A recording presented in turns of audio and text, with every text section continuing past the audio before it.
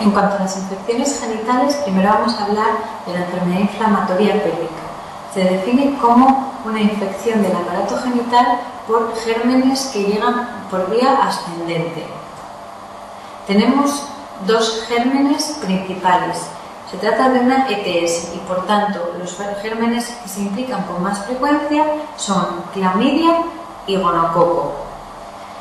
En pacientes portadores de DIU, estos también son los gérmenes más frecuentes. Sin embargo, de forma característica, podemos encontrar en ellas la presencia de Actinomyces israeli.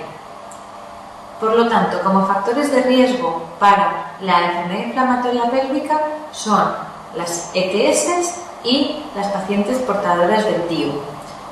Un concepto importante es que los anticonceptivos hormonales protegen de la enfermedad inflamatoria pélvica porque alteran la viscosidad del moco cervical e impiden el ascenso de gérmenes. Es un cuadro clínico muy impreciso. Se trata de una mujer joven, sexualmente activa, con relaciones sexuales recientes, que refiere dolor pélvico a nivel del hipogastrio, en una de las dos en una fosa ilíaca, pero todo muy inespecífico. Como criterios diagnósticos tenemos la clínica, unos criterios mayores que se deben cumplir y unos criterios menores. Como criterios mayores, un dolor abdominal bajo, dolor a la movilización cervical o dolor anexial, actividad sexual en los últimos meses y el haber descartado otras patologías. Como criterios menores, la presencia de fiebre, leucocitosis, elevación de la velocidad de sedimentación o la presencia de un cultivo positivo para clamidia o gonococo. Para el diagnóstico de la enfermedad necesitamos todos los diagnósticos mayores y un criterio menor. Con esto la sensibilidad del diagnóstico sigue siendo baja. Por lo tanto, ante la sospecha de esta enfermedad debemos iniciar el tratamiento empírico. El tratamiento de las ETS por clamidia y gonococo debe recordar siempre que es ceftriaxona monodosis y doxiciclina, vía oral 14 días. Y solo en los casos refractarios o más graves se utilizará tratamiento antibiótico con clindamicina y gentamicina. ¿La cirugía se utiliza? Sí, pero queda reservada para el drenaje de abscesos. Es una entidad importante, sobre todo por sus repercusiones a largo plazo. Dentro de las secuelas, la secuela más importante es la esterilidad y la más frecuente, hasta en un 50% de los casos, es la presencia de dolor pélvico crónico.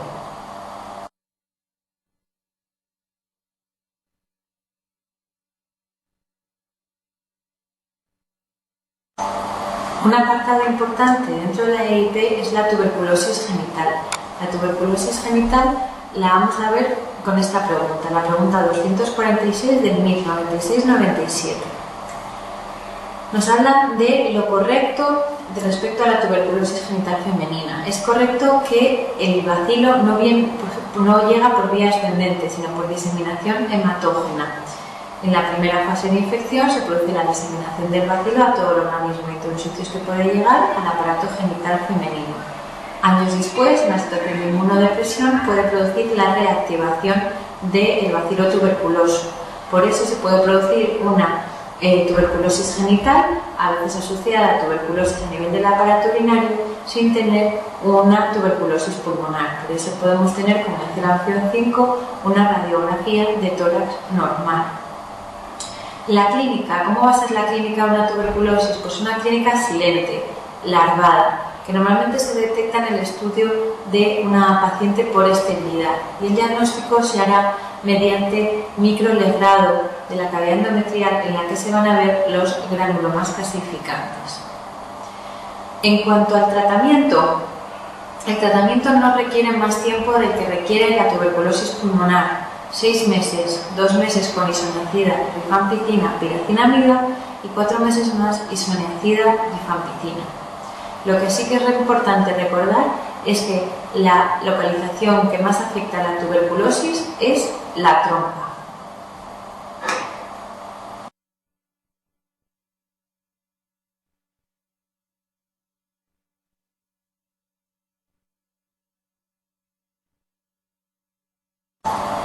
Dentro de las vulvovaginitis, antes de describir las tres que tenemos, vamos a leer este caso clínico para poder luego hacer un diagnóstico diferencial. Es la pregunta 172 del MIR 2005-2006. Es una paciente que consulta por secreción vaginal anormal con mal olor a pescado podrido, que se hace más intenso después del coito y sin prurito. Cuando se le explora, la secreción es blanco-grisácea y no se adhiere a las paredes. Además, refiere que el olor empeora al administrar hidróxido de potasio. ¿Cuál es el diagnóstico más probable? Pues vamos a verlo ahora con el diagnóstico diferencial de los tres tipos de vulvovaginitis. Vamos a empezar por la cándida. La cándida es la vulvovaginitis sintomática más frecuente. Hay una serie de factores de riesgo claramente asociados por la infección de Candida albicans, que son la inmunosupresión, la diabetes, el tratamiento con corticoides, el tratamiento con anticonceptivos o el VIH. El síntoma que más refieren las pacientes es el prurito. Y en la exploración vamos a encontrar un flujo blanco, grumoso, que en los libros describen como requesón. Además, vamos a encontrar unos labios y labios vulvares eritematosos por esa infección por cándida. Y si cogemos una muestra, lo que vamos a ver en el microscopio salino van a ser la presencia de esporas. El cultivo, el diagnóstico definitivo, se hace en medio de Saburov, en el que vamos a ver a la cándida. El tratamiento es clotrimazol tópico. Sin embargo, en los casos de candidiasis recidivante es muy importante eliminar el reservorio intestinal, por lo que el tratamiento deberá realizarse por vía oral. En segundo lugar, tenemos a la Gardnerella. Es la vulvovaginitis más frecuente, pero no siempre es sintomática. Es una infección en que las pacientes se quejan de un flujo maloliente de color gris, pero sin ningún tipo de eritema ni de lesión. Una de las características que la diferencia de la cándida es que el pH vaginal se eleva, está por encima de 4,5, mientras que en la cándida el pH vaginal es normal. Para el diagnóstico, si cogemos una muestra del flujo, veremos los clústeres, que son macrófagos cargados de este bacilo en más de un 20%.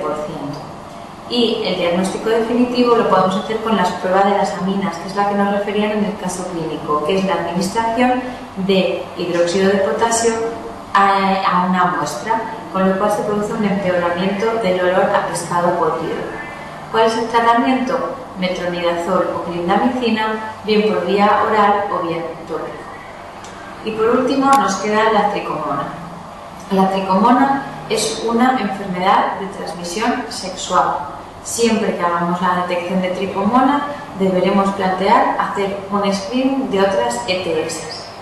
El síntoma que más refiere la paciente es una leucorrea muy intensa, espumosa y con burbujas.